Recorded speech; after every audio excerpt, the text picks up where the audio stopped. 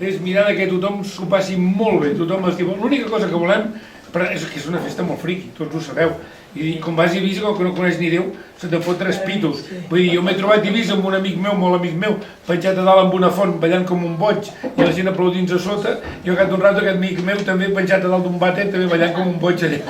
I allà no passa res, perquè ens divertim tots i tothom ho accepta, que puguem treballar-ho bé i que se'ns ajunti molta més gent, fem una festa popular per tothom, des del més gran al més petit que pot estar amb nosaltres.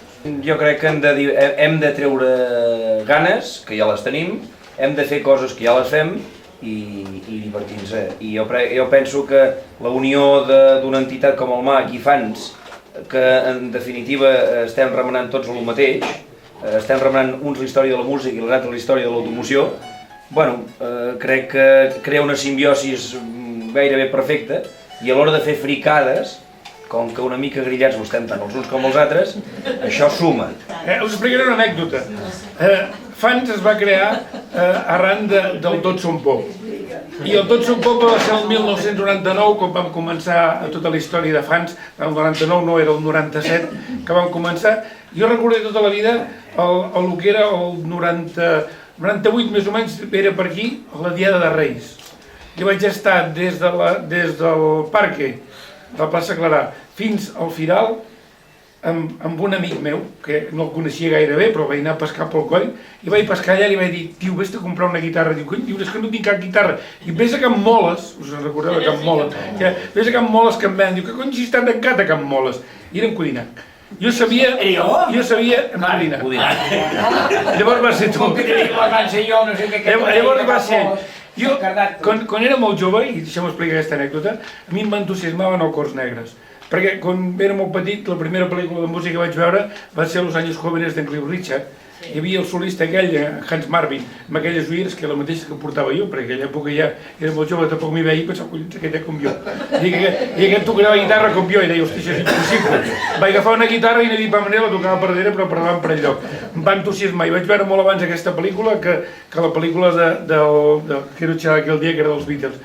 A mi els Shadows m'han entusiasmat sempre i estic molt content arran de Fans que vam anar a Bèlgica a veure'ls i llavors vam anar a Glasgow i hem fet una excursió veient un conjunt dels millors del món. Però aquí a Olot els Cors Negres eren els Shadows. I els Shadows, a part de tenir la gent que hi havia darrere, que són grans músics, gent, gran bateria, baixista, tot el que eren, que hi havia en aquella època, als anys 60 i que són ara, en renovació, crec que ens han fet reviure la música instrumental, que sí que és bo que es canti, però la música instrumental és extraordinària, i és aquesta música de Hans Marvin i dels Shadows, que ha valgut la pena.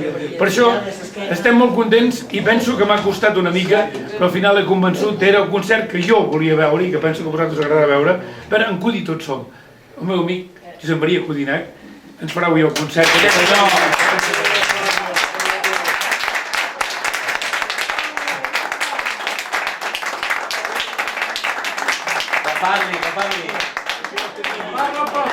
Quan em va venir a empaitar, allà de Sant Ferriol, que diu l'any 98 o no sé quan era, l'any 99 devia ser, Comença, no, van a fer el 98, llavors van fer el 99. Era per Reis, era la dia de Reis. devia ser l'any 99. És igual, tal i És igual. La dona va dir no tindrà dispar. I allà al parc no sé què passava, però es veu que va ser les trobades.